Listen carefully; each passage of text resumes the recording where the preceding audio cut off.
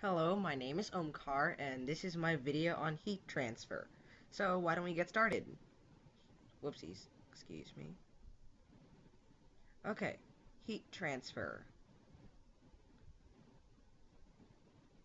There are three main types of heat transfer.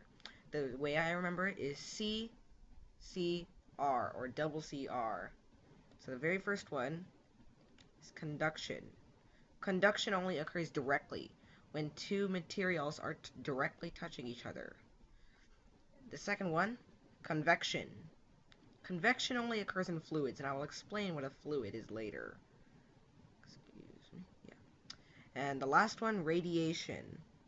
Maybe you guys have heard of radiation before, like the Hulk and all that. But anyways, this can occur in a vacuum, and I will explain what that means later. Anyways, yeah, let's get started. If you can remember, the first one is conduction. So, conduction only occurs, as if you can remember, directly between two materials.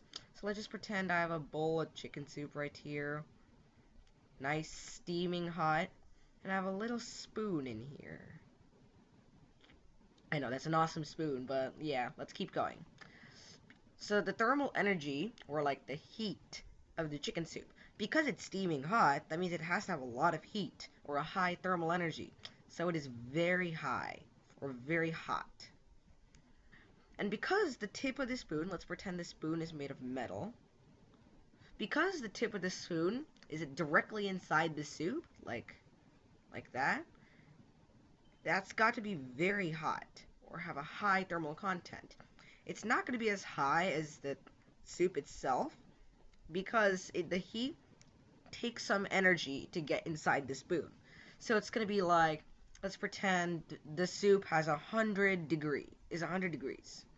The spoon is probably going to be around 90, at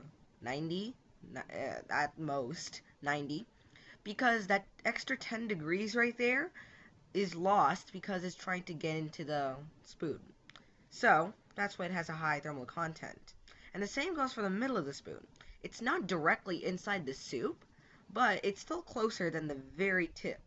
So it's gonna have a medium amount of thermal energy, or not that hot but not that cold. And the very tip, since it's the farthest away from the soup, it's going to be the coldest because it's the farthest away. It's not directly touching the soup. The thermal energy inside here needs to go through the whole spoon to get to that very tip. And a lot of energy is lost throughout the whole way. That's why it has a very low amount of thermal energy there. But it's still not zero, because it's impossible for any matter currently to have zero thermal energy. The reason why is because all atoms have have some movement. So if I draw a quick little atom here, and I'm just going to draw an atom of helium really quickly. So this is helium. It still vibrates in some way. It's just like, otherwise it would be completely solid. No heat, nothing. And believe it or not, ice does have some heat. In fact, ice is very, very hot compared to a solid that has no heat. So, let's go on to the next one. And this is my personal favorite. If you can remember, it's the second C, convection. So, convection. I did mention earlier that convection can only happen in a fluid. But what is a fluid? A fluid is any matter that can flow. Examples of this could be a liquid.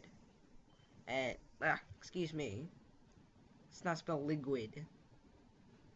Example could be a liquid, and that could be water, or a gas, such as helium. So, let's start with the easiest example, water. So let's pretend you have a pot of boiling water right here. The water is inside there. I'm just going to use blue for that. So, the top of the water is going to be colder than the bottom, but that's only if there's a heat source down here. So I'm going to quickly draw a fire right here. So, only if there's a heat source there is the bottom of the water hotter. So, you might know that hot water has a lower density than cold water. In other words, hot water equals lower density equals rises. That principle applies to hot air balloons. Why do you think there's a fire inside there? Well, it heats up. If you have a hot air balloon right here, the fire's right there. It heats up the air, pushing it up. The air presses against the sides of the balloon right here, forcing it up. And that's how hot air balloons work. So, if you have hot water, it will rise. So it would make sense for the hot water to move up like this. But, on the other hand, what if you have cold water? Cold water, it'll just be the exact opposite. Cold water has a high density, and it sinks. So, it would make sense the cold water to move like that. And it would keep cycling back and forth in this pattern, and this pattern goes by a very special name. It is called a convection current. So, the convection current is the cycling through the pot of boiling water. You don't generally see this, but you can try a little experiment at home. Drop a little bit of food coloring next time you boil some water, and then you can actually see the food coloring starts to move in a circular pattern or an ellipse through the pot, and that actually shows the motion of the cold water going back to the hot water and vice versa. So, the last one, probably the hardest to understand. It may seem simple, but it's actually pretty hard, in my opinion. It could be easy for you, but radiation. And this requires a little bit of explaining. So, I did mention earlier, radiation can occur, but doesn't have to occur in a vacuum. For those of you at home wondering what a vacuum is, it's similar to a vacuum cleaner. A vacuum cleaner uses a vacuum. It's just a space or a location with no matter. So, a space or location with no matter. So, what I'm saying is that let's pretend, I'm going to just quickly draw a little sun right here. Sun, yeah. Okay, you have a little sun, and I'm going to take a little bit of orange representing heat coming off it.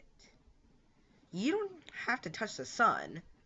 The reason why this is not conduction, because I said conduction has to be direct. Radiation is indirect. So, you don't have to touch the sun. Otherwise, you would just be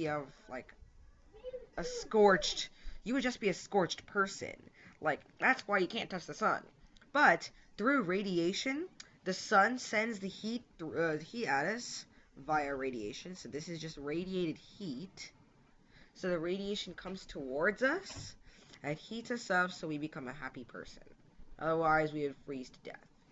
So, it doesn't necessarily have to occur. For example, between the sun and us, there's space, which in fact space is a vacuum. But once you enter Earth's atmosphere, there's air. And air is something called a medium. A medium is nothing but a material that waves can travel through. Excuse me. A material that waves can travel through. In other words, it's just a material. So, that's not a vacuum, because in a vacuum there's no medium. No matter, no nothing. But in air, that's not a vacuum. So radiation can occur in either a vacuum or a medium. That's why you don't touch the sun. Don't try that at home. Anyways, to wrap up, there are 3 different kinds of thermal transfer. So I'll just abbreviate that TT. The first one, second one, and third one. You can remember them? CCR. Conduction, which is direct. Convection, which occurs in a circular pattern and is based on densities. And radiation, which is indirect and can or may occur in a vacuum. So, that is my video on thermal transfer. I hope you've enjoyed, and see you later.